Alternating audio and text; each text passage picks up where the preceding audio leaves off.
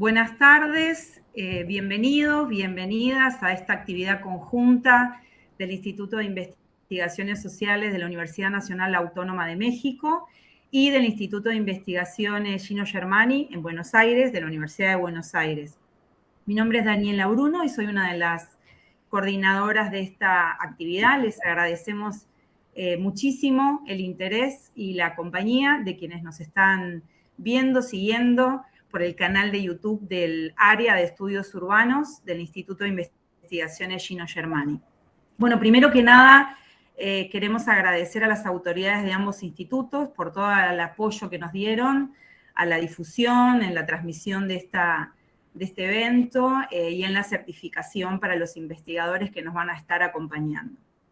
Y también quiero agradecer a mis compañeros y compañeras del área de estudios urbanos, en especial, muy especialmente a mis colegas Cristina Betanín y Pablo Serrati, que realmente han estado trabajando arduamente para que hoy todo salga como queremos.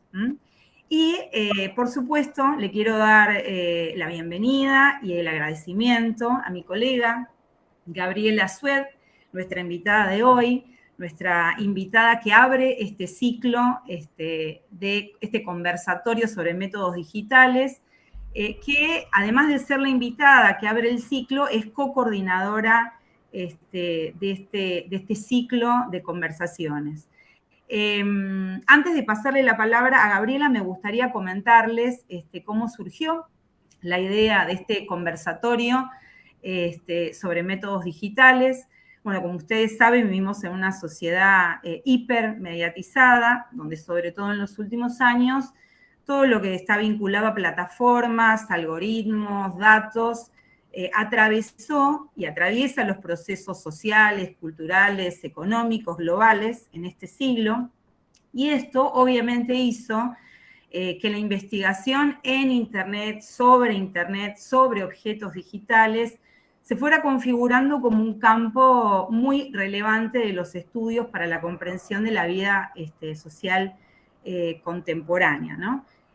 Aunque eso ya tenía sus antecedentes, sin duda alguna, el COVID, digamos, la pandemia que hemos vivido y que todavía continuamos en alguna medida viviendo, impulsó a muchos investigadores e investigadoras, bueno, a realmente a considerar Internet como un nuevo territorio para, por lo menos, la producción de aquellos datos que no podíamos producir o relevar en nuestros habituales territorios de trabajo de campo, ¿no? Y ese fue mi caso particular. Yo me encontraba trabajando en ese momento en una investigación sobre vacunas y básicamente sobre discursos antivacunas. Y bueno, ante la situación del aislamiento y del distanciamiento, de las medidas que había tomado el gobierno nacional en el contexto pandémico, bueno, nos vimos obligados con el equipo de trabajo a buscar formas alternativas de producción de los datos de una investigación que ya teníamos en curso. Digo, lo de vacunas fue anterior a que empezara la pandemia, así que ni siquiera en ese momento, digamos, había coronavirus para nosotros y nosotras. Y en ese momento, en esa búsqueda de ver cómo nos podíamos acercar a los padres y las madres de los niños, estábamos investigando sobre vacunación pediátrica fundamentalmente. Ahí empezamos a buscar antecedentes de investigaciones y me encuentro con un texto justamente de Gabriela Sued, donde ella indagaba sobre discursos antivacunas en la plataforma YouTube. Y ahí, digamos, retomamos el contacto porque yo la conocía, Gabriela había sido docente de la Universidad de Buenos Aires, de la carrera de comunicación, de la Facultad de Ciencias Sociales, y bueno, le empecé a comentar las dificultades que estaba teniendo y mis dificultades en un territorio poco explorado, Internet, un territorio de trabajo de campo. Bueno, y así fue como empezó a surgir la idea de este conversatorio, casi como un espacio para investigadores, investigadoras como yo, que no habíamos explorado Internet como un territorio de trabajo en la investigación, tampoco como que teníamos experiencia de trabajo con objetos digitales.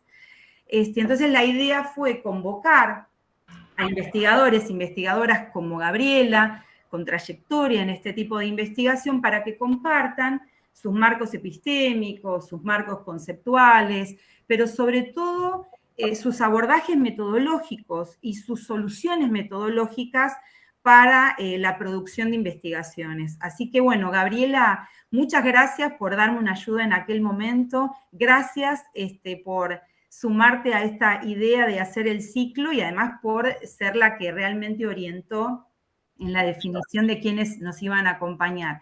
Bienvenida, Gabriela. Bueno, muchísimas gracias. Para mí es un placer estar acá.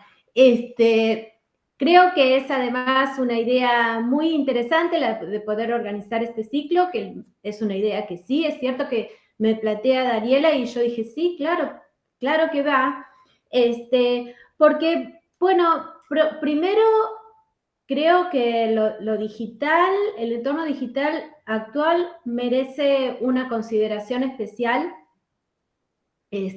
más allá de poder ser una fuente de recursos para estudiar durante la pandemia. Es cierto que lo es y que lo ha sido, pero en sí mismo es un entorno que es muy complejo, que está realmente formado por esta relación entre plataformas, datos, algoritmos y usuarios, que es de lo que yo también quisiera hablar hoy. Entonces, el entorno ya en sí mismo es complejo, no es el entorno de hace tal vez, no sé, 15 o 20 años, en donde las prácticas eran como más simples. Hoy en día las plataformas digitales ocupan casi todos los espacios de la vida, ¿no? Desde la educación, la salud, el entretenimiento, la sociabilidad. Hay una plataforma para cada cosa y, sin embargo, todavía no entendemos bien su funcionamiento, a pesar de que modela prácticas fundamentales de nuestra vida. Entonces, ahí yo diría que hay un punto por el cual es necesario entender lo digital, más allá que ser un recurso de investigación. Después también lo que yo me he encontrado muy a menudo cuando me invitan a otros cursos o cuando doy mis propios cursos de posgrado es que hay cambios generacionales y los y las estudiantes más jóvenes se entienden que es necesario ocuparse de las prácticas que suceden en lo digital, que son en realidad prácticas, yo diría, bueno, como se dice mucho en México, son prácticas on life, en la vida y en la vida y en el entorno online, ¿no? Y no se pueden separar, ¿no? La idea de on life es de Luciano Floridi. Y por el otro lado también lo que vemos, lo que hace ya un tiempo que andamos dando vueltas por la disciplina, es que el estudio de la comunicación y de los medios es una disciplina que se ha transformado en los últimos años, se ha transformado, digamos, en lo académico, ¿no? Antes era una disciplina fundamentalmente argumentativa y ensayística, y ahora las revistas, por ejemplo, e incluso las tesis y la producción académica en general ha dado como un giro hacia lo empírico, ¿no? No haría falta tener solamente una buena argumentación o una posición crítica, sino que hay que tener un estudio empírico, un trabajo de campo. Y entonces ahí, unidos a estas nuevas preocupaciones, ¿no? De las prácticas digitales, bueno, pero ¿cómo abordarlas? ¿Cómo abordarlas desde lo metodológico?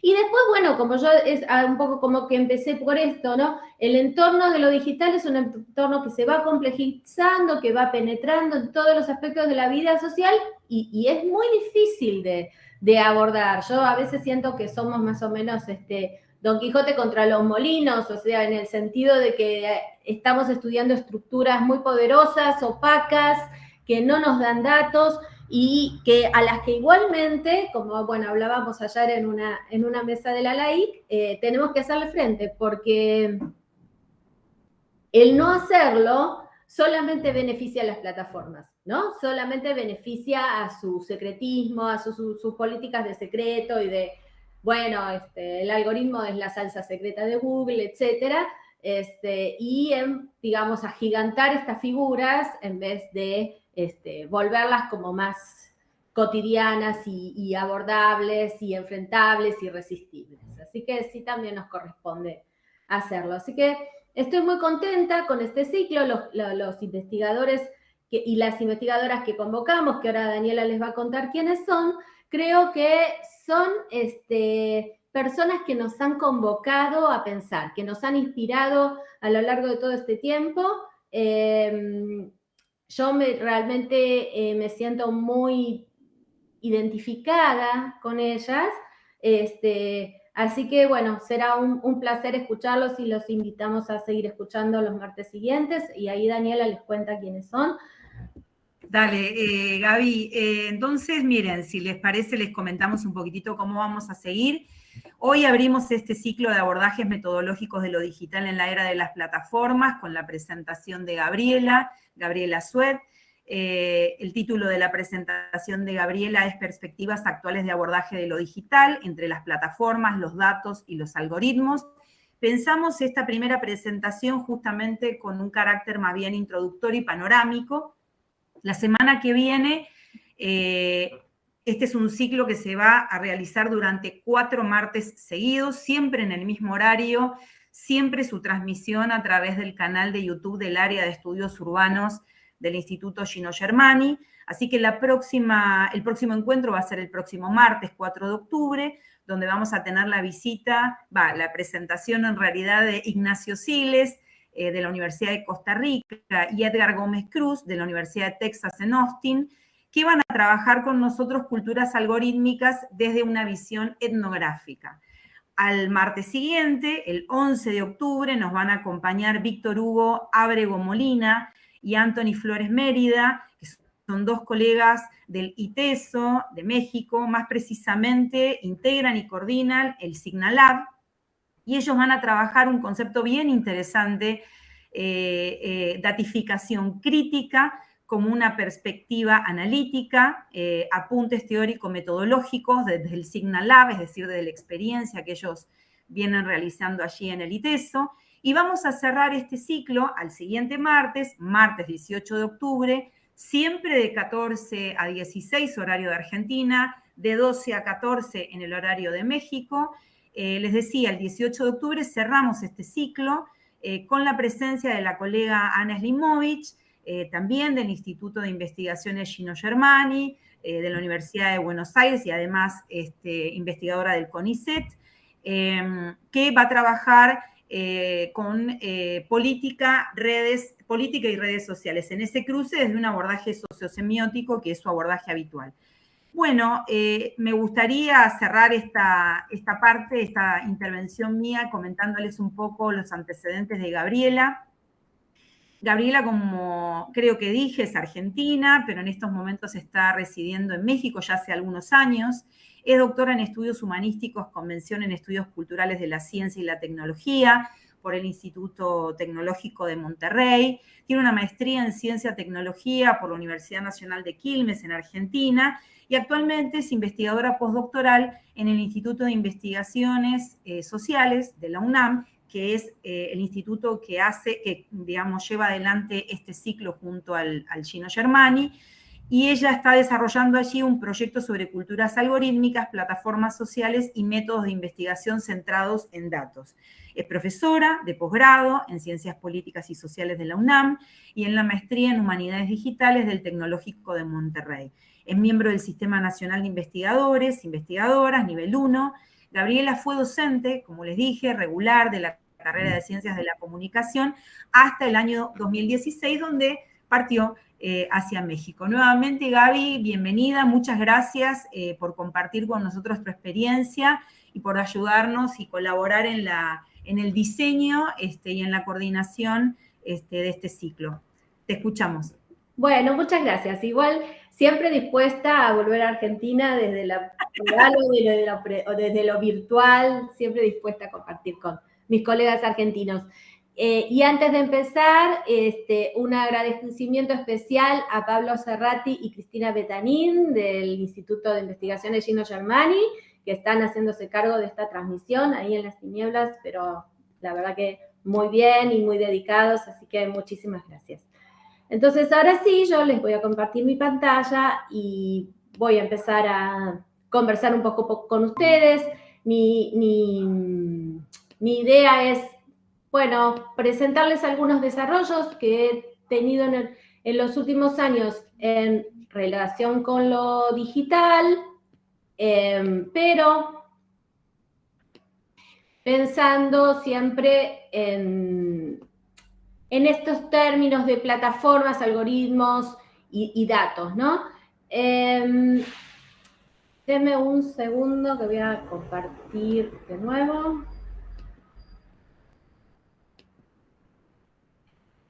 Ahí está, muy bien. Bueno, muy bien.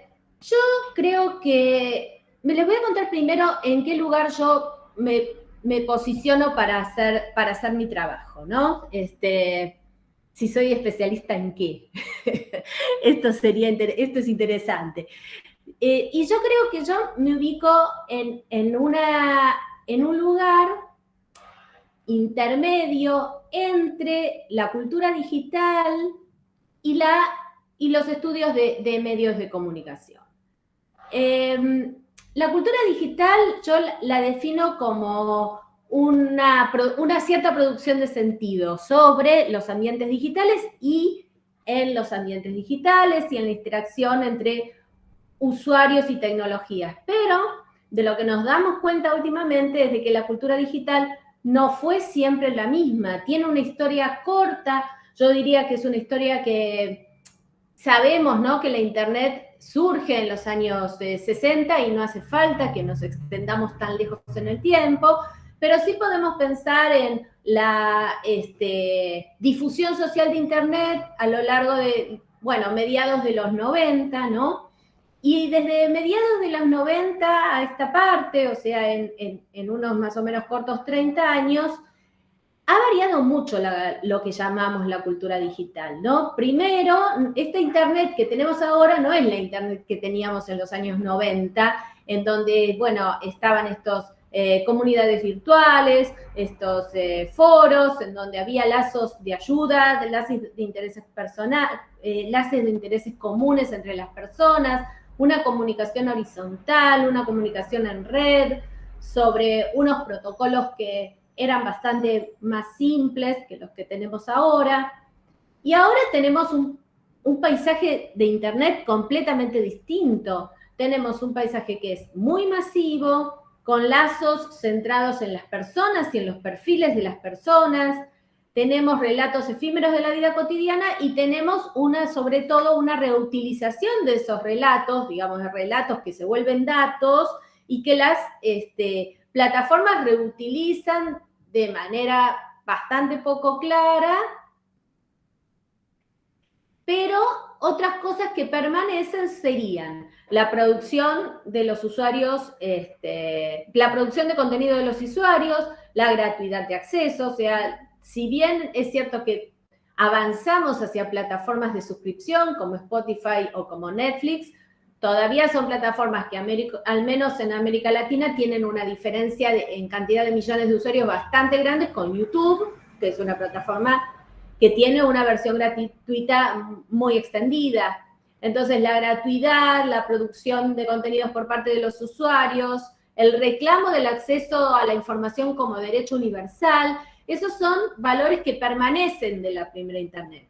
Por eso es que a veces se produce como una cierta confusión o no es tan visible este pasaje de la primera Internet a la Internet de las plataformas, porque es cierto que hay valores que permanecen, pero también hay otros, ¿no?, en donde, bueno, el interés comercial de las plataformas, la plataformización de la Internet se da muy a menudo.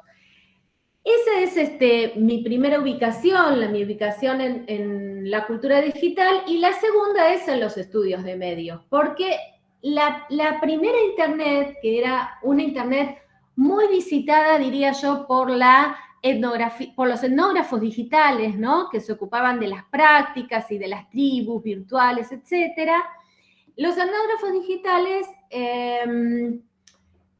estaban muy ocupados de las prácticas y las significaciones. Cuando surgen las redes sociales y las plataformas, y luego las plataformas, lo que sucede es que se mediatiza la vida digital. O sea, ahí un poco las plataformas se vuelven medios y la cultura digital se vuelve una cultura mediática. Entonces, por eso es que hay que, digamos, hacer una combinación entre la cultura digital y los estudios de medios. Yo, como siempre, trabajé en el área de la comunicación desde muy joven, en las cátedras de semiótica de los medios, etcétera. Tenía como estas dos miradas y me resultaba muy interesante y todavía me resulta pararme entre los dos lugares. Ahora bien, ubicarme en estos territorios entre la cultura digital y los estudios de medios tiene sus ventajas y también tiene sus riesgos, porque yo diría, bueno, ¿en qué yo soy especialista? Y yo soy especialista en materialidades digitales, diría yo, ¿no? En elementos que son transversales a cualquier tópico. Por ejemplo, yo he estudiado la protesta social feminista de la mano de muchas colegas, pero no soy, si bien sí soy una mujer feminista y tengo muchas lecturas feministas, no soy una experta en protesta social. He estudiado la opinión pública acerca de la COVID-19 en Twitter y, como bien dijo también Daniela, he estudiado la desinformación acerca de las vacunas de la COVID-19 en YouTube, pero sin embargo no soy una experta en conversación pública. Lo que en realidad yo hice a lo largo de estos tópicos o de estos contenidos, de estos temas, es tratar de ver cómo datos, plataformas, algoritmos y prácticas modelan al feminismo o modelan a la opinión pública.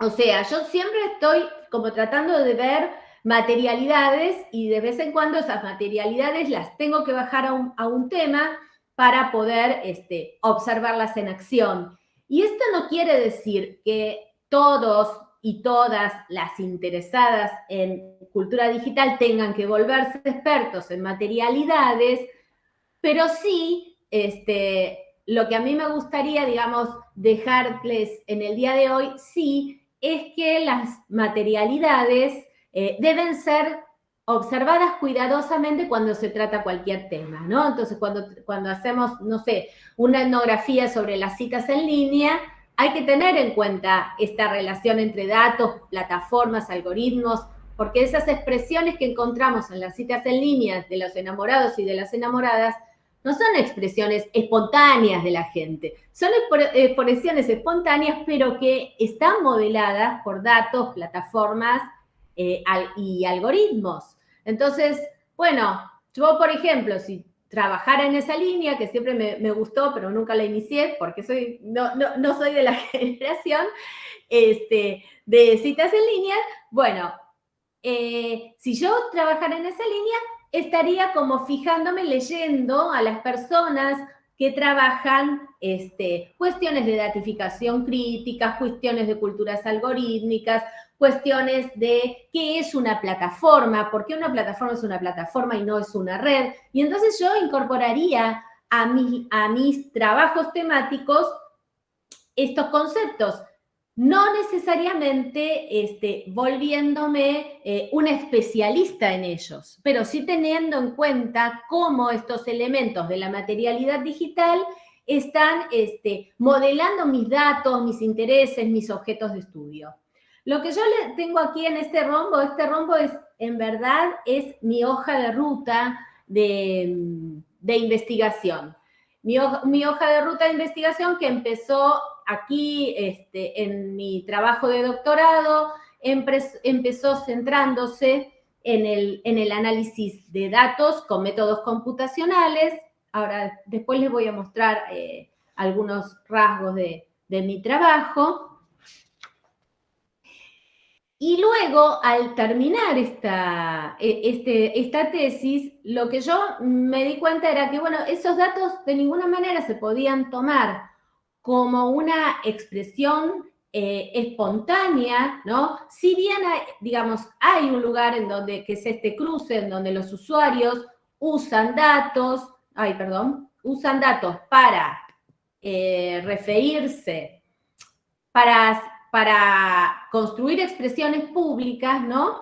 Hay toda una línea aquí, que yo creo que es una línea que muy bien trabaja Anna Slivovic desde sus abordajes sociosemióticos.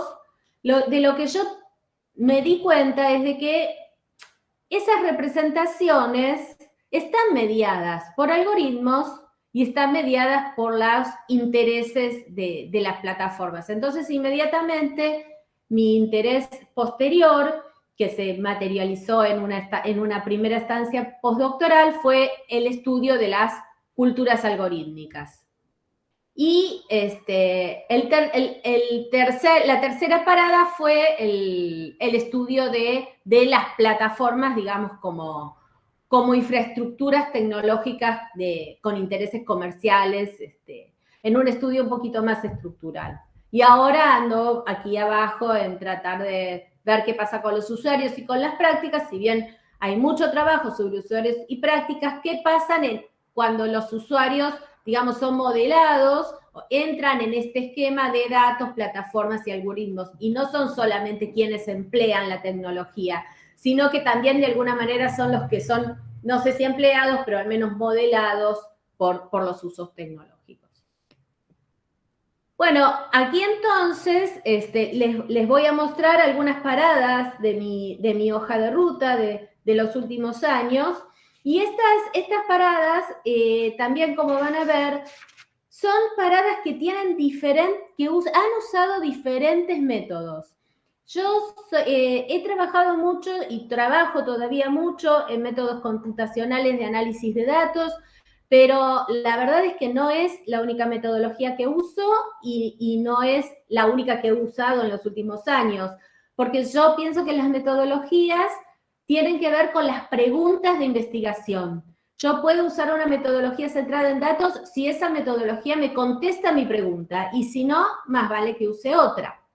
Entonces, como en realidad lo que yo quería en este caso era estudiar cómo se representaban ciudades en Instagram, qué veía la gente de esas ciudades, pero no solamente me interesaban las representaciones, sino que también me interesaban qué tipo de experiencias estaban mostrando esas representaciones. En suma, cómo se vive una ciudad en lo cotidiano cuando uno tiene un móvil en la mano, ya sea como local o sea como turista.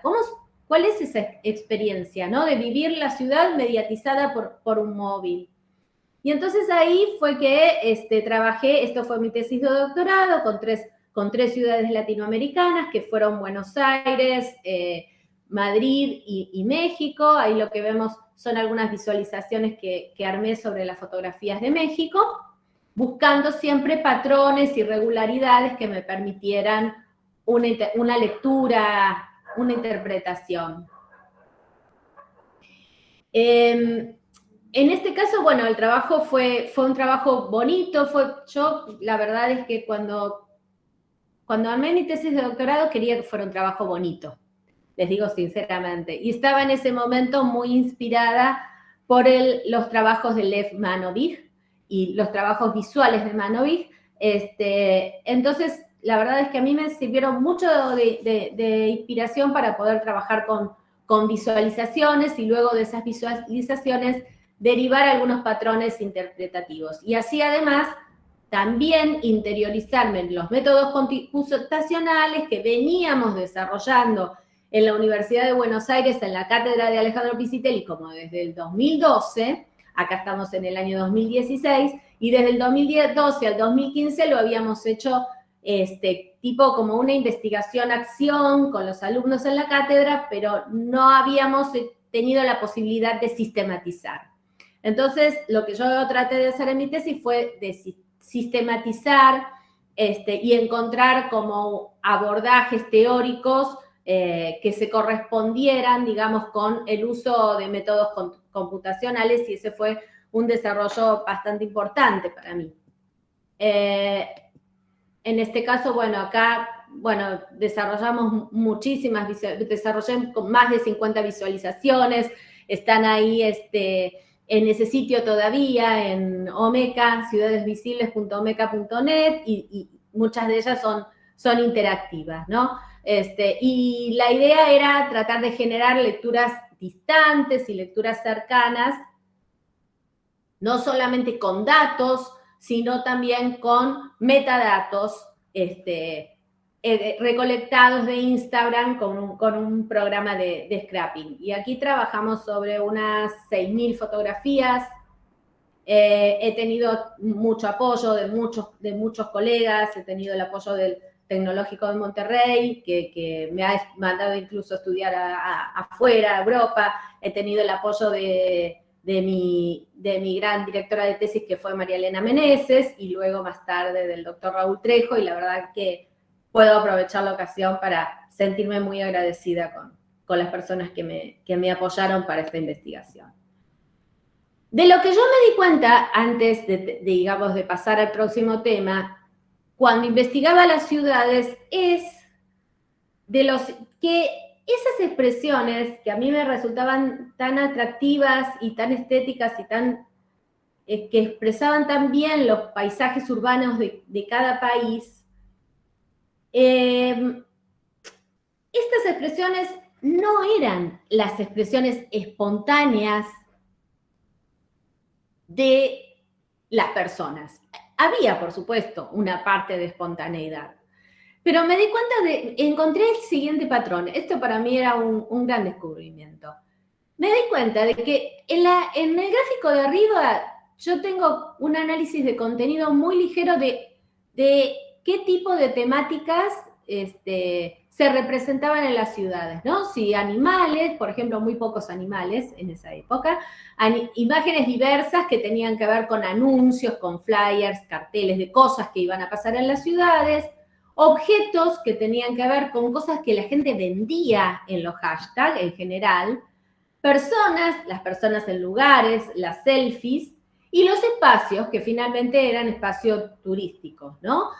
Y cada ciudad variaba en esa representación. Por ejemplo, en Ciudad de México siempre me pareció como la más escénica en su representación. Ciudad de México se presume mucho sus espacios, podríamos decir. En cambio, lugares como Buenos Aires arman mucha escena narrativa con personas, ¿no?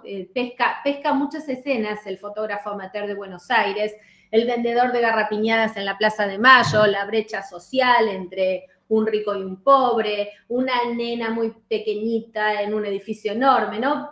El porteño pesca escenas. Y acá en Madrid lo que pasaba era que se vendían cosas, se vendían muchas cosas. Madrid fue como una especie de premonición, vamos a decir, de adelanto de tendencia de lo que después iba a pasar en Instagram, en general. Y ya pasaba en Madrid, era como el hashtag, era como un escaparate. Pero después, de lo que me di cuenta era que los likes reproducían el mismo patrón de publicación de contenidos. O sea, si había pocos animales publicados, los animales tenían pocos likes. Y si había muchos espacios publicados, había muchos likes para los espacios.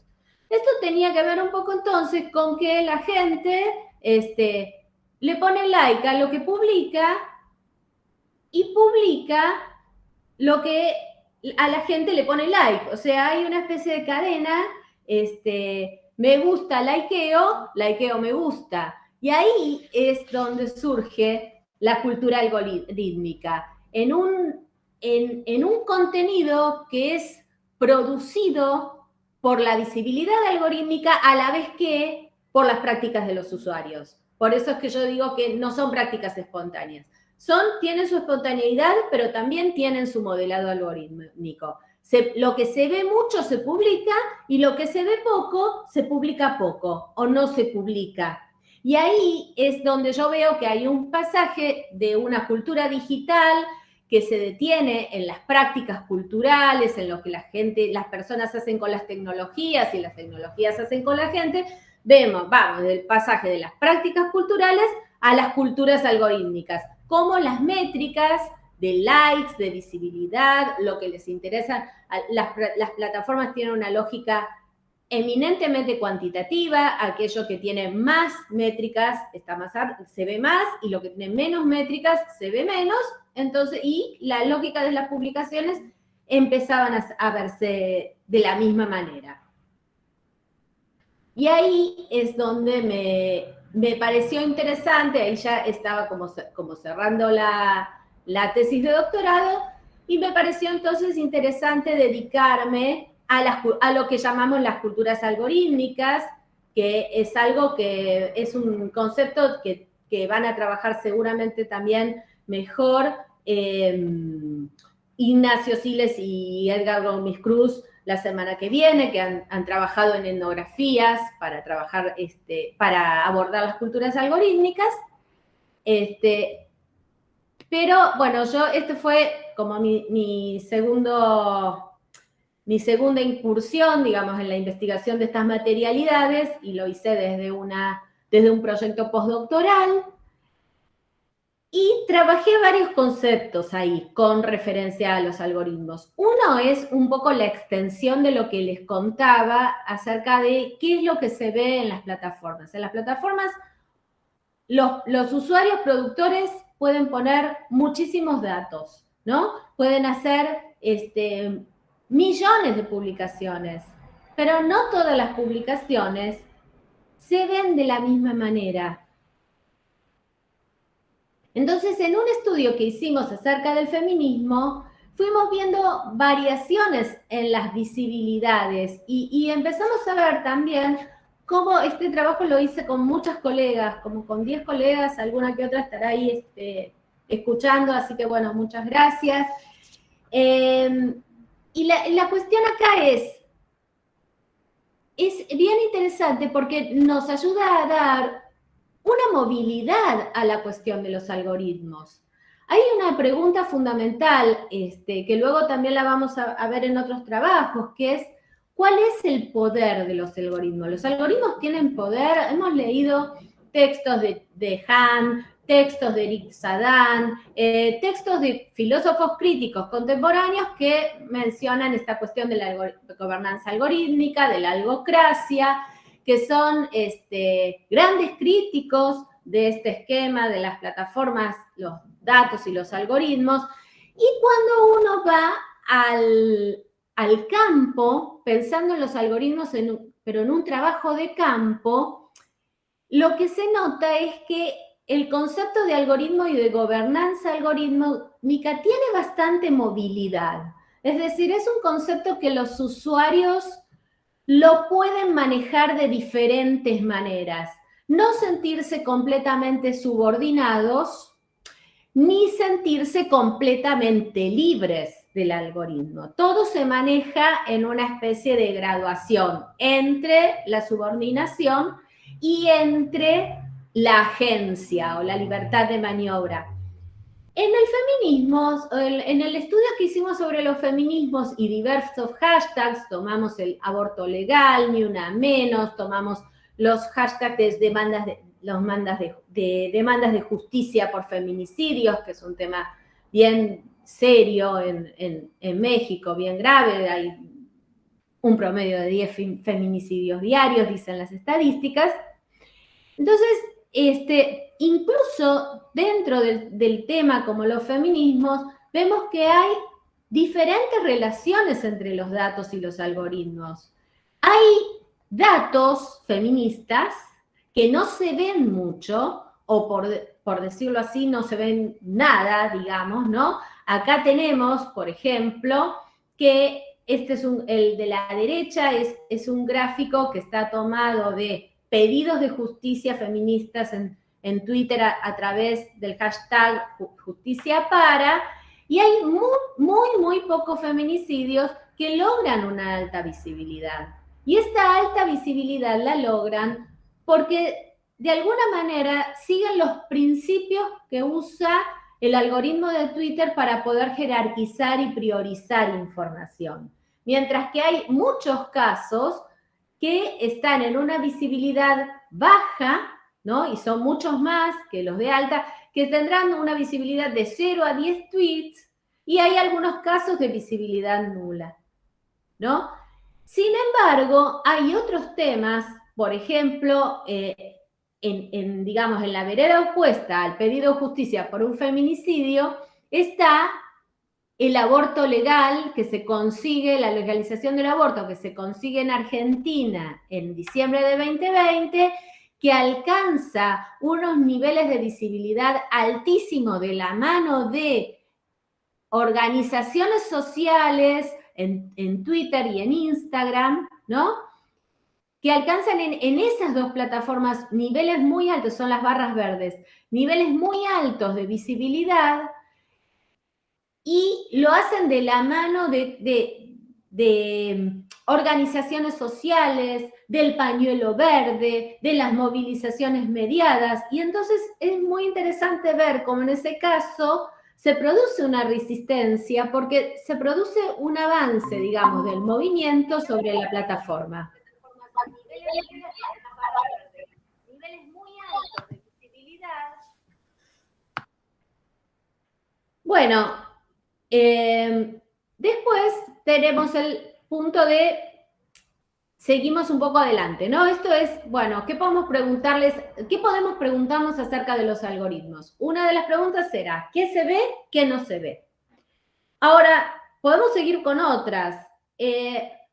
¿Cómo funcionan estos algoritmos? Estos algoritmos que muchos les llaman algoritmos sociales o algoritmos culturales, porque en general digamos, tratan con materia social o con materia cultural, como por ejemplo lo que podrían ser recomendaciones en Netflix de películas y series, ¿no? Entonces, yo quería como probar acá métodos de estudios de culturas algorítmicas y con Netflix probé uno que se llama auditoría algorítmica, que consiste en lo siguiente: ya que los algoritmos son una caja negra que nosotros no sabemos cómo funcionan, tienen una gran opacidad, una auditoría trata de obtener una salida y poder reconstruir y poder a partir de esa salida y determinados parámetros, poder reconstruir un proceso. Entonces, con lo que yo hice acá fue una metodología bastante rara, bueno, que es esta de las auditorías algorítmicas, y empecé a pedir a la gente si me podía pasar pantallas de sus búsquedas en Netflix. Yo tenía una hipótesis también de trabajo, porque es algo muy frecuente que pasa en la cultura transnacional mexicana, que es que a México se la asocia con las narconarrativas. Y esto es algo que ya trabajó el grupo de Orozco Gómez, que sacó un libro muy interesante, cualitativo, sobre Netflix. Entonces yo tenía como esta hipótesis de que era muy probable que Netflix, en esta mixtura entre lo local y lo global, pudiera reproducir ciertos estereotipos asociados a las narconarrativas en México. Entonces yo les pedí como a 100 personas que me enviaran, por favor, unas búsquedas basadas en palabras asociadas a México en sus pantallas. Recuerdo que me mandó hasta gente de Argentina, pero también les pedía que buscaran sobre México. Y con eso armé una base de datos y la analicé. Y entonces me di cuenta de que sí había un funcionamiento del algoritmo y que este funcionamiento no tenía mucho que ver con la publicidad que hacía Netflix, que decía: nosotros tenemos tu algoritmo personalizado y sabemos lo que te gusta y te vamos a poner siempre en tu feed todo lo que te interesa.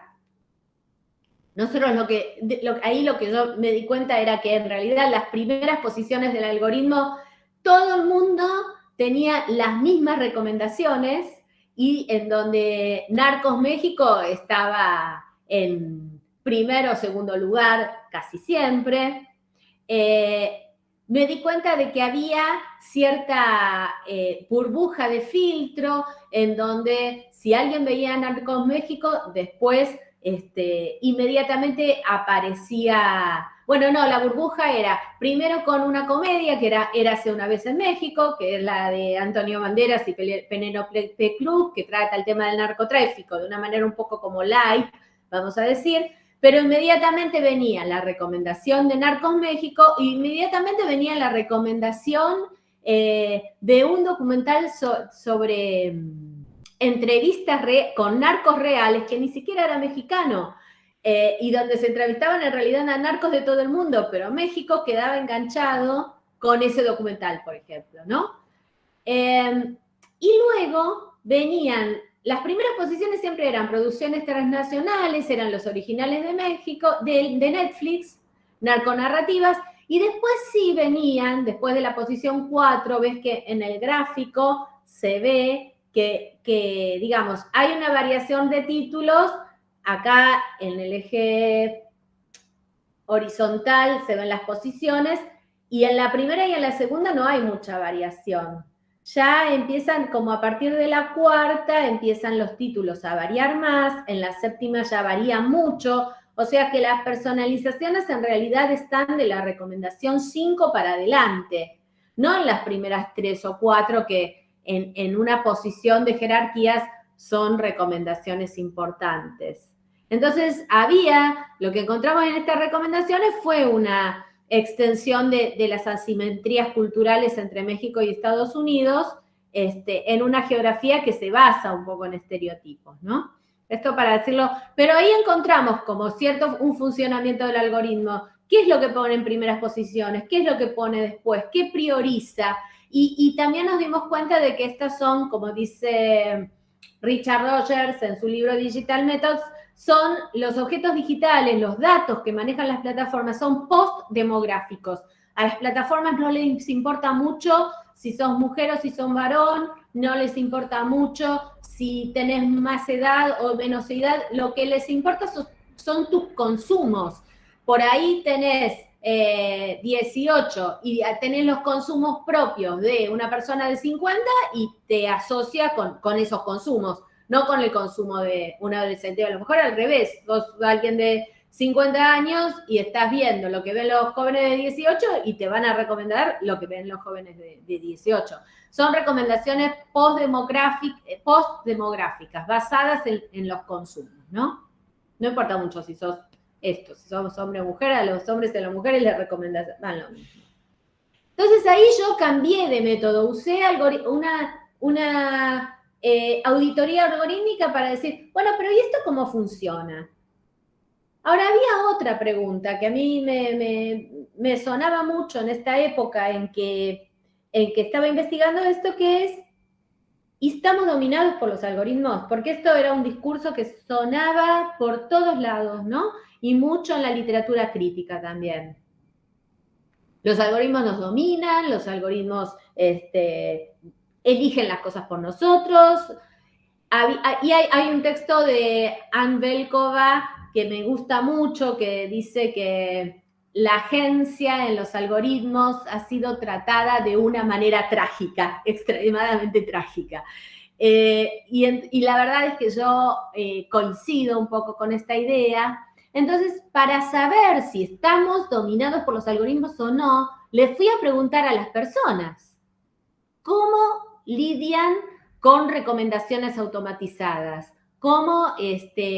qué hacen con los algoritmos cotidianamente. Y acá sí yo debo reconocer mi homenaje y mi total reconocimiento a Ignacio Siles, que fue uno de los primeros que en Latinoamérica investigó estas cosas, investigando la plataforma Spotify y Netflix en Costa Rica. Y yo me puse a trabajar sobre sobre otra plataforma que conocía muy bien, que era YouTube.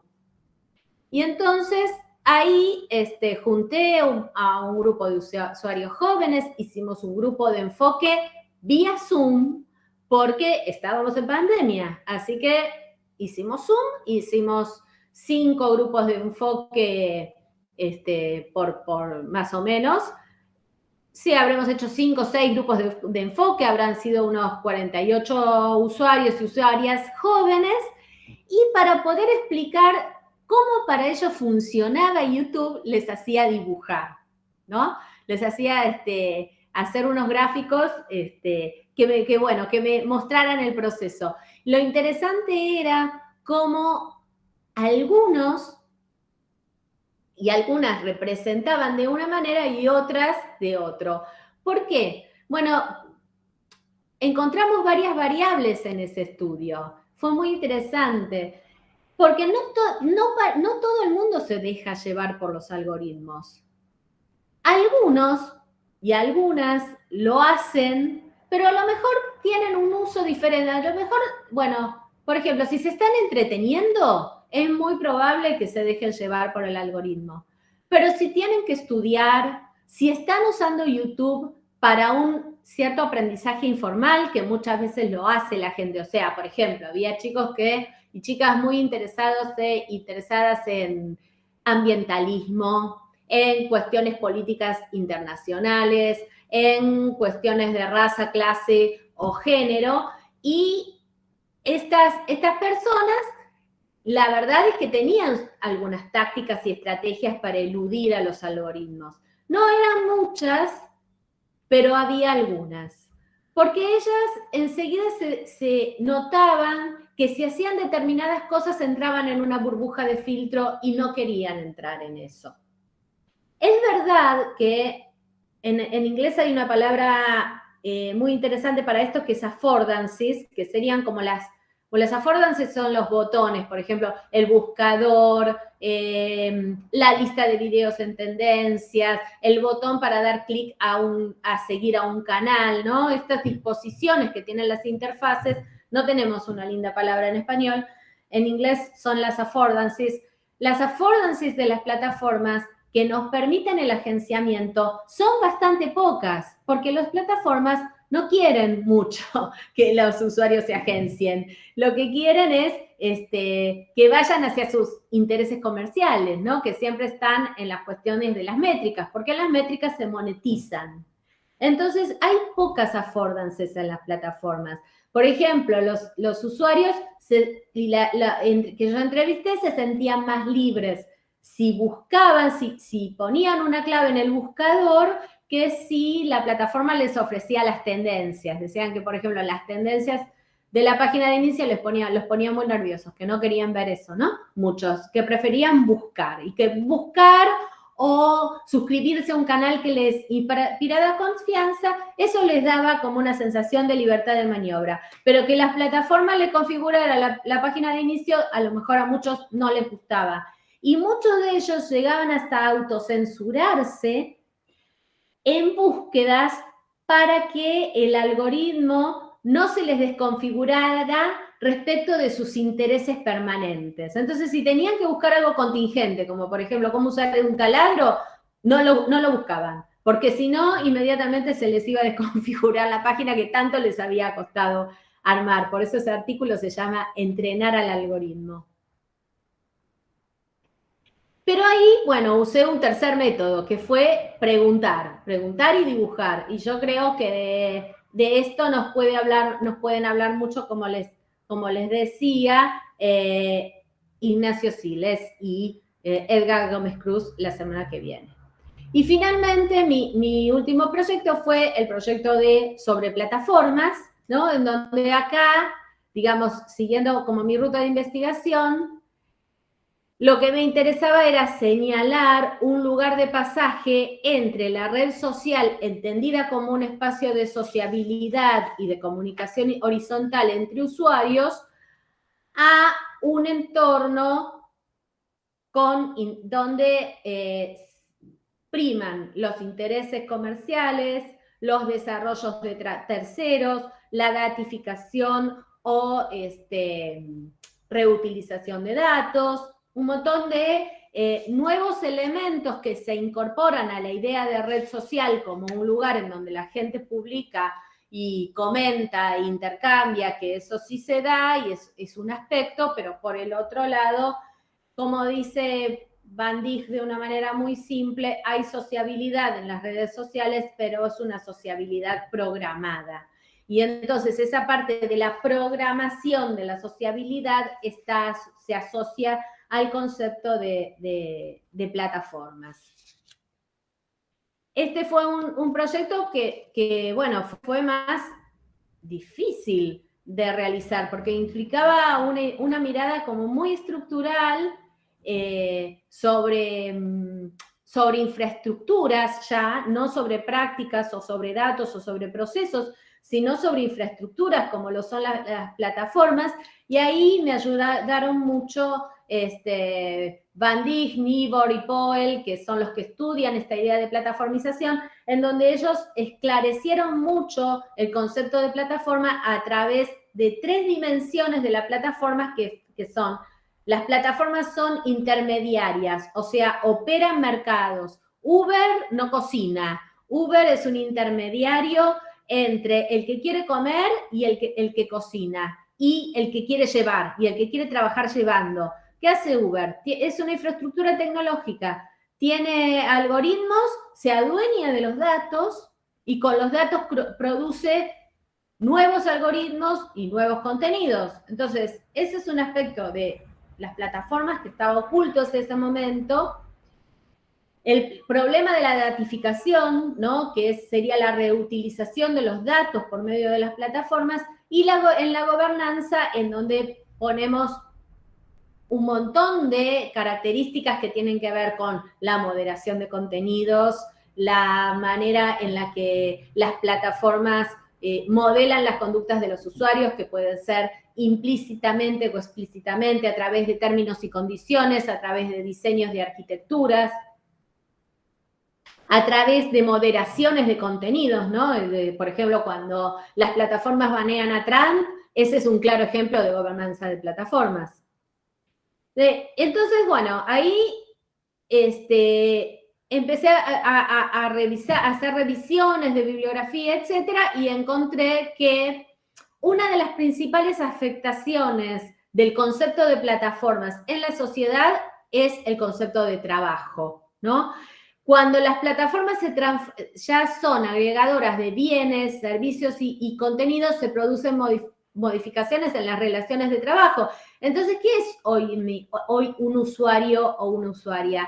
Un usuario o una usuaria bien sigue siendo la persona que publica una imagen en Instagram o la persona que pone un tweet, pero es también una persona que trabaja. Es una persona que usa la plataforma para trabajar, y deberíamos plantearlo también alguna vez los académicos, así como también se ha planteado en alguna bibliografía acerca de los escritores y de las escritoras literarias, si nosotros también no formamos parte, digamos, de ese conglomerado que usa las redes para trabajar. Yo trabajo muchísimo haciendo difusión de eventos y de publicaciones en redes, por ejemplo, ¿no? ¿Para quién trabajo? Y bueno, trabajo un poco para la academia, trabajo un poco para las plataformas. Entonces, hay una aparición ahí del trabajo en plataformas, que me parece muy interesante, que reconfigura la idea del uso. El uso no de Facebook solamente para publicar la foto de las vacaciones o del último museo, sino del uso de la plataforma para el trabajo. Y en ese sentido, por ejemplo, en México hay 350.000 repartidores de aplicaciones, más o menos, donde su jefe es un algoritmo o es una app. Y si tiene un problema, un repartidor de Uber o de Rappi o de Didi, no tiene un ser humano del otro lado de la línea que solucione un problema o que le explique lo que pasó, sino que directamente tiene un algoritmo que lo bloquea. Tenemos más o menos 440.000 Instagramers mexicanos, 750 YouTubers mexicanos. Argentina es el segundo productor latinoamericano de influencers en Instagram. Brasil es el primero. Y tenemos todo un conjunto ahí de jóvenes que trabajan para las plataformas y que no saben cómo funcionan los algoritmos y que tratan, digamos, una gran parte de su trabajo, además de publicar, además de conseguir seguidores, además de ver sus estadísticas, una gran parte de su trabajo es tratar de entender cómo funciona el algoritmo. Otra vez jóvenes que están trabajando en y para plataformas que no los reconoce como trabajadores, en una relación cuasi histérica, diría yo, ¿no? Yo trabajo para vos, empleador, y vos, empleador, no me registrás o no me reconoces, ¿no? Habría que ver cuál es, digamos, la cuestión ahí subjetiva que se está produciendo. Y ese sería como, bueno, ahí hicimos con mi colega Arturo Rodríguez un trabajo sobre repartidores de plataformas en YouTube y TikTok, y tomamos datos de YouTube y de TikTok, unos datos muy simpáticos de unos repartidores de aplicaciones que a la vez son bloggers, ¿no? Y donde el ser blogger, pienso que los orienta hacia una movilidad social en una economía de plataformas, ¿no? O sea, voy desde lo más raso, que es ser repartidor, pero me voy a mover hacia como un punto medio o una clase media, que sería ser un productor de contenidos. Y es muy interesante la interacción que se da ahí. Y donde volvemos a los datos, entonces, después de hacer todo un recorrido por datos, auditorías algorítmicas, etnografías de algoritmos, volvemos a los datos otra vez, pero ya no los consideramos como los datos de las ciudades, como meras representaciones, sino que los consideramos, además de como representaciones, como expresiones de las relaciones entre usuarios y algoritmos, como expresiones de debates públicos actuales, ¿no? ¿Qué clase de trabajadores son los trabajadores de plataformas? ¿Tienen derechos? ¿No tienen derechos? ¿Deberían estar en relación de dependencia de las plataformas o no? ¿Qué es lo que se valora de ese tipo de trabajos? Que es un debate público actual, una controversia que se da en todos los lugares del mundo. Son lugares de tensiones y son lugares que esto es muy cultural, depende, hay contextos en donde, por ejemplo, este tipo de expresiones de los repartidores de apps en plataformas sociales tienen mucho más valor de demanda o de resistencia. Y en México lo que hemos encontrado es que más bien son fenómenos de replataformización, o sea, son fenómenos más bien funcionales a las plataformas que fenómenos que se resistan a la plataformización, ¿no? Pero ya estos datos tienen como otro color de los datos que estábamos tomando hace 4 o 5 años. Hay otras preguntas. Y aquí yo me voy a adelantar, ya me falta muy poco para terminar, me voy a adelantar a una pregunta que me hacen siempre cuando hago estas intervenciones, que es ¿cuál es el lugar de los estados en este esquema de datos, plataformas, usuarios y algoritmos? Y acá lo que habría que pensar es que existen muchos estados.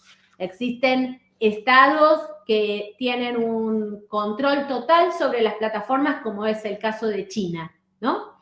Tenemos casos como los estados europeos que se han tomado muy en serio la plataformización y que tienen una batería de regulaciones muy serias y muy interesantes. La última es la Ley de Servicios Digitales de la Unión Europea, en donde ellos confían que el Estado puede regular las relaciones entre plataformas, usuarios, algoritmos y datos en beneficio de los usuarios, siempre cuidando la privacidad, la integridad de los datos.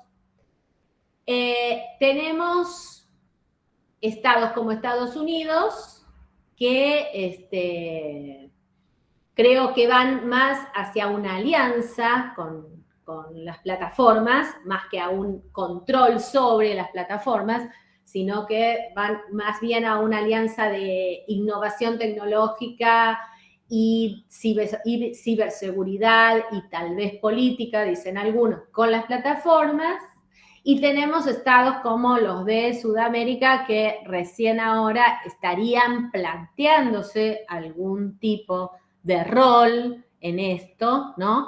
Pero en todo caso, este esquema de plataformas, datos, algoritmos y usuarios es un esquema útil para poder pensar en alguna posibilidad de regulación y ver en dónde van a poner el peso ahí, ¿no? Y que no sea un peso que pueda afectar a los usuarios, sino que sea un peso que más bien los proteja a los usuarios. Entonces, bueno, terminando, yo misma qué rescataría de esta conversación?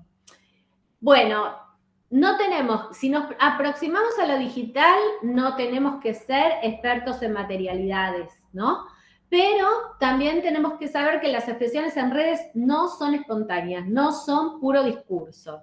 Las plataformas y los algoritmos coproducen los contenidos juntos con los usuarios y con las usuarias, y a la vez todo ese sistema nos coproduce a nosotros como sujetos sociotécnicos. La verdad es que, sin caer en el determinismo tecnológico, no somos los mismos antes de usar plataformas y después de usar plataformas. La plataformización hace que surjan nuevas prácticas y modelos de usuarios. Entonces, dejamos de pensar solamente en que alguien que usa una plataforma es simplemente alguien que postea despreocupadamente una fotografía. Hay gente que usa, hay gente y mucha, y va a suceder de aquí en el futuro muchísimo, que las plataformas se usen para trabajar. El freelance se plataformizó con WeWork, por ejemplo, ¿no? Con Upwork. WeWork son los edificios. Con Upwork, por ejemplo, y con plataformas como esas.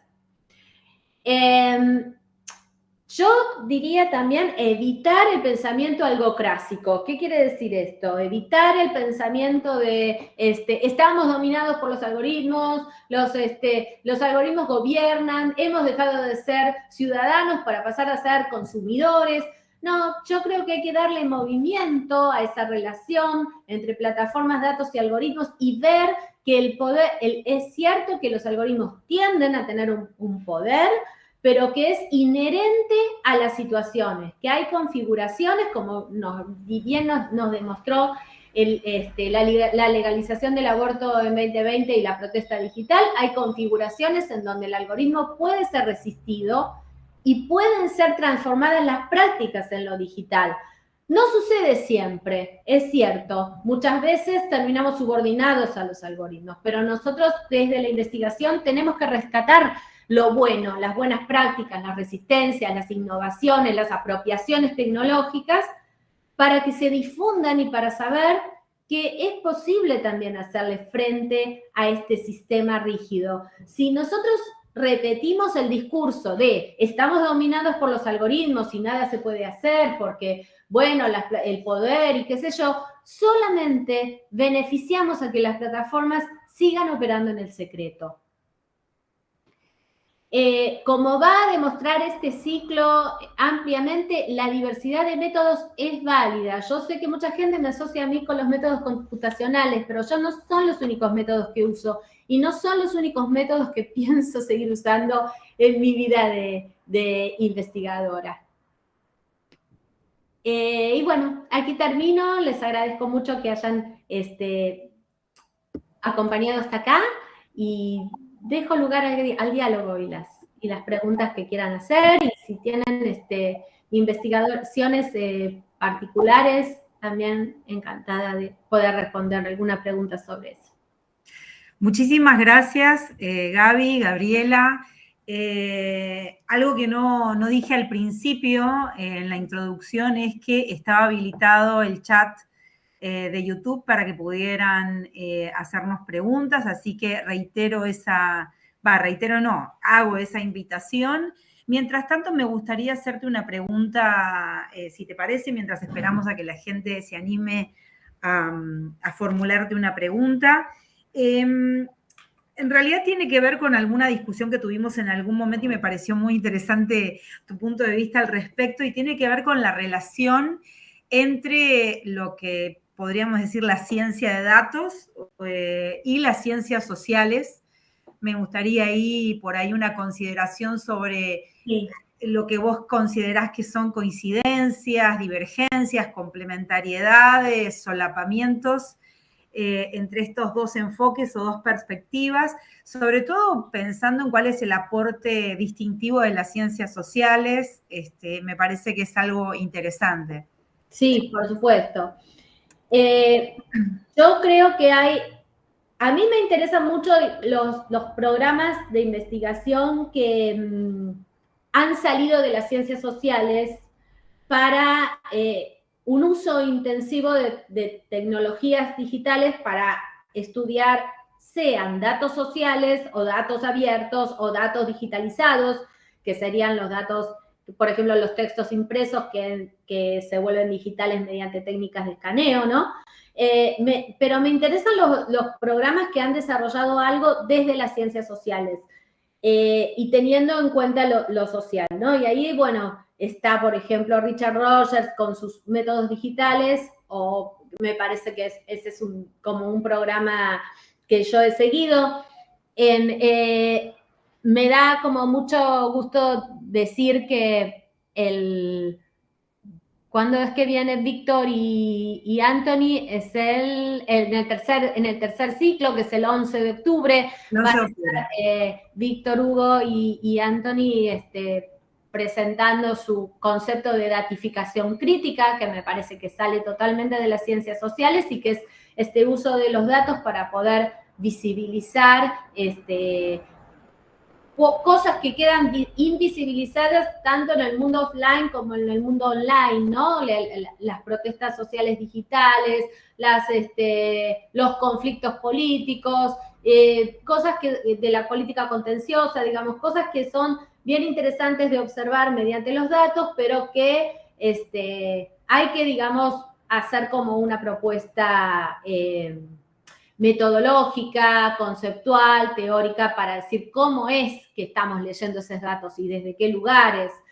No nos olvidemos que estos son datos que, como decimos, están coproducidos por las plataformas y nosotros como investigadores lo que tenemos que hacer es como despegarnos de esa mirada. No podemos hacer con los datos lo mismo que hacen las plataformas con los datos. Nosotros no vigilamos con los datos, no hacemos extractivismo con los datos, sino que lo que tratamos de hacer es de visibilizar problemas sociales y debates contemporáneos, vamos a decir, ¿no? Por eso necesitamos como una ética, y es por eso que sí hay que revisar posturas, que afortunadamente las hay, como yo te digo, bueno, está el clásico libro de Rogers, está la postura de la datificación crítica, yo misma he hecho algunas cosas en algunos trabajos, me gusta también bastante Lev Manovich, aunque tal vez él no tiene, no sé si le siendo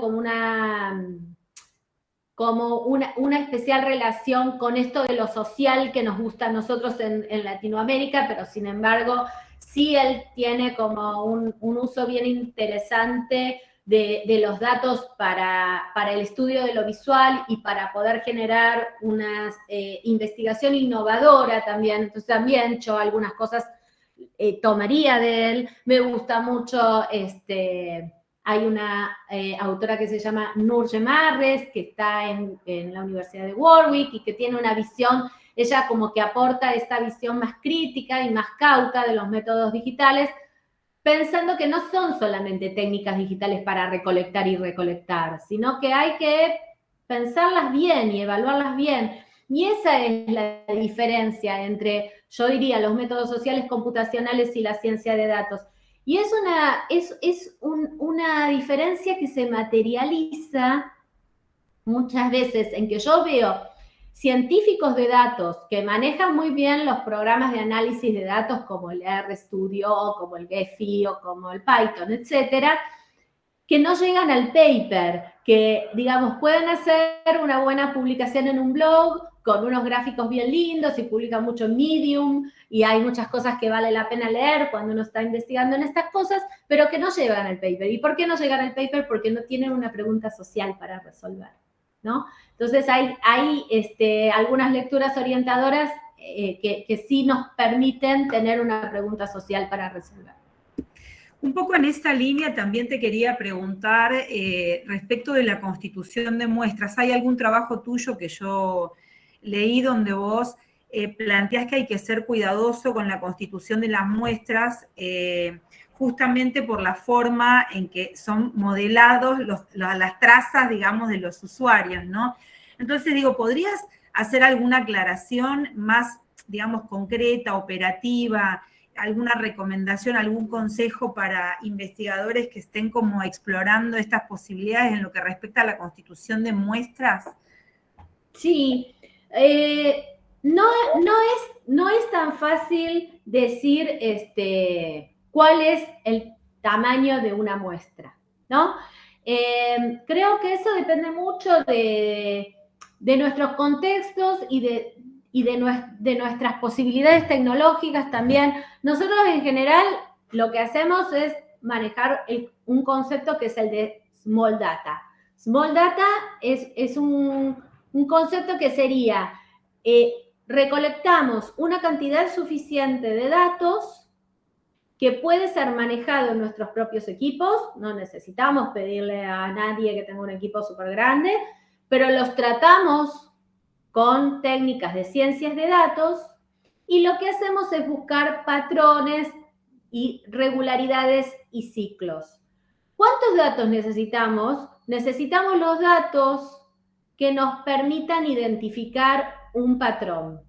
Si yo tengo 20 objetos, 20 datos, es difícil identificar un patrón en 20 datos. Pero si tengo 1000, como por ejemplo nosotros trabajamos en el de Justicia Para, trabajamos con 1000 datos, podemos identificar patrones y regularidades en 1000 datos. Entonces, eso depende un poco, y a veces también nos dedicamos a algunos problemas donde no hay muchísimos datos. En el caso, por ejemplo, del trabajo que hicimos sobre los repartidores, usamos prácticamente los datos disponibles y, no sé, eran 1000 videos, ponte, que los vas dividiendo en diferentes corpus, ¿no? Y te dan como una medida manejable. No siempre vas a trabajar con cientos de miles de datos, me parece a mí. Y después, al final, lo que vas a hacer es hacer como reducciones. Entonces, suponte, podrías recolectar 200.000 datos, como hicimos cuando hicimos el Twitter de la pandemia. Pero después también sacamos perfectamente un paper con los 450 con más engagement, que eran las voces autorizadas, y solo manejamos 450. La cuestión es ir viendo, digamos, cómo construir esa muestra. También nosotros sabemos, y eso de la construcción de la muestra tiene que ver con creatividad y con concepto, no con cantidad, ¿no? También nosotros sabemos, por ejemplo, que trabajamos en medios hace mucho tiempo, que los medios son recurrentes. Es decir, que la gente, no hay, digamos, no vas a encontrar en Twitter 10 patrones acerca de ningún tema. Vas a encontrar algunos patrones. Entonces, si la muestra es representativa de esos patrones, tampoco necesitas millones de datos, digamos. Bueno, discúlpame que estaba acá mirando las preguntas. Si te parece, te comparto. Bueno, hay muchos saludos agradeciendo desde diferentes puntos del planeta tu claridad, la posibilidad de escucharte, el ciclo en general. Y acá te voy a compartir una pregunta de Alma Celia Galindo Núñez, de la Universidad de Colima. Y dice, cuando hablas de los debates y las tensiones en los discursos, ¿cómo haces el análisis social más allá del dato que obtenés de la plataforma? Y agrega, saludos, es un gusto oírte y leerte porque tenés mucha claridad siempre en tu posición como investigadora. Ay, muchas gracias, Alma Celia, qué linda. Bueno, ¿cómo yo leo las tensiones en los discursos? Bien, bueno, la verdad que Esto es una consideración más bien técnica, vamos a decir. Para hacer eso, vamos a explicar una cosa. Primero, ¿qué es un dato? Que a lo mejor esto es algo que me salteé, porque en realidad esto no es como una clase, ¿no? Es como que yo doy una idea de cuáles han sido mis abordajes. Pero un dato contiene mucha información, porque tiene sus datos y tiene sus metadatos. Entonces, por ejemplo, un tweet es un dato y cuántos me gustas tiene, cuántos retweets tiene, quién lo emitió ese tweet, cuántos seguidores tiene el que emitió el tweet, si tiene fotografía o tiene un video. Esos son todos metadatos que yo uso en la investigación todo el tiempo. Y además agrego mis propios metadatos. Por eso es que a mí me sirve trabajar con muestras no tan grandes, porque yo las puedo categorizar. Entonces, una manera que es interesante es, para poder dar cuenta de debates y de tensiones, es hacer un análisis de actores. ¿Quiénes son los que emiten un tweet? El tweet está ahí, bueno, vos lo capturaste con una técnica de scrapping y lo dijo alguien. Y ese alguien puede ser Juan 867. Pero la cuestión es ver cuál es la condición social por la cual Juan 867 contribuye al debate. ¿Es un político? ¿Es un periodista? ¿Es un activista? ¿Es un catedrático? ¿Es un especialista? Y entonces hacer una categorización propia de actores para ver cómo se configuran los debates entre actores en un tema. Entonces, por ejemplo, así uno se da cuenta de cómo en la constitución del aborto legal 2020, las organizaciones sociales ocuparon un lugar destacadísimo. Pero en la lucha por la eliminación contra la violencia hacia la mujer, no. Y ocupan un lugar muy destacado o las feministas que son productuarias individuales y tienen sus cuentas a título personal, o incluso microcelebridades, influencers que se cuelgan del Día de la Mujer para, digamos, conmemorar, etcétera, pero siguen siendo microcelebridades influencers, sigue su vida, digamos. Después del 26 de noviembre sigue su vida, vamos a decir. Entonces, así uno va dando cuenta de debates y de tensiones. Así es que como trabajamos este artículo, que todavía no lo publicamos, sobre los app deliverers, ¿no? Partners or workers. Ahí hay una tensión. ¿Son socios o son trabajadores? Bueno, hay sectores de la sociedad que los consideran socios. Hay otro sector que los considera trabajadores. Ellos mismos se consideran socios, lo cual es un problema. O sea, digamos, ante ciertos sectores de la sociedad que no son muy mayoritarios en México, hay que decir, que quieren otorgarle derechos, ¿no? Y que son en general las universidades, los centros de estudios, la Organización General del Trabajo, etcétera. Frente a estos organismos, están ellos mismos que dicen, nosotros somos socios porque somos libres de nuestro propio trabajo, y entonces con un análisis de actores, de quién emitió el video, cuáles son las palabras claves de ese video, etcétera, vamos viendo cómo se configura el debate. Vamos usando datos, metadatos y categorizaciones propias, y nos vamos fijando mucho quiénes son los que emiten. Y al principio yo pensaba que Internet era el reino del anonimato y que nunca iba a poder saber y que quién cornos es que está diciendo tal cosa.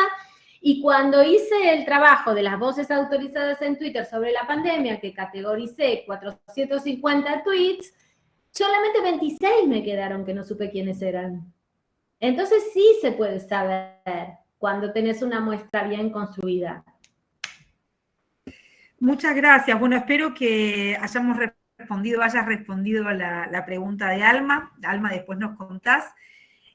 Bueno, les recordamos que está abierto el chat, ya estamos cerrando, me parece. Si no hay otra pregunta, estoy esperando a ver si me llega alguna otro interrogante, pero me parece que no. Te agradecemos mucho, Gabriela, primero que hayas decidido ser la co-organizadora de este ciclo. Aprovecho para recordarle a las personas que nos están siguiendo a través del canal de YouTube del área Estudios Urbanos del Gino Germani, cómo vamos a seguir en las próximas semanas. El martes próximo, en el mismo horario y a través del mismo canal, vamos a estar recibiendo la visita de los compañeros de los colegas Ignacio Siles de la Universidad de Costa Rica y Edgar Gómez Cruz de la Universidad de Texas en Austin, sobre culturas algorítmicas desde una visión etnográfica. Recuerden que siempre los encuentros van a ser de 14 a 16 y de 12 a 14 en el caso de que estés en México. Y luego de esa sesión del 4 de octubre, el 11 de octubre, nos van a visitar Víctor Hugo Ábrego Molina y Anthony Flores Mérida, que van a trabajar sobre datificación crítica. Hoy Gabriela también los mencionó. Y va a cerrar este ciclo una colega del Instituto Gino Germani, investigadora del CONICET, estoy refiriéndome a Ana Slimovich, que va a trabajar sobre política y redes sociales o en redes sociales. Así que bueno, las esperamos en cualquiera de estos encuentros. Todos estos encuentros van a quedar registrados en el canal de YouTube del área de estudios urbanos.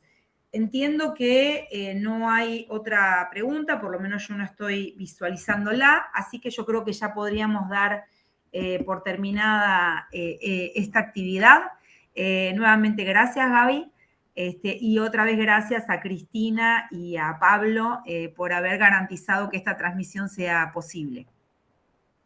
Bueno, gracias a todos los que estuvieron escuchando y sí, yo voy a estar nuevamente la semana que viene, ahora como moderadora de la sesión de Ignacio y de Edgar, así que espero que nos puedan acompañarnos ahí también. Muchas gracias. Muchísimas gracias. Nos estamos viendo entonces, si todo va bien, la semana que viene. Gracias por habernos acompañado.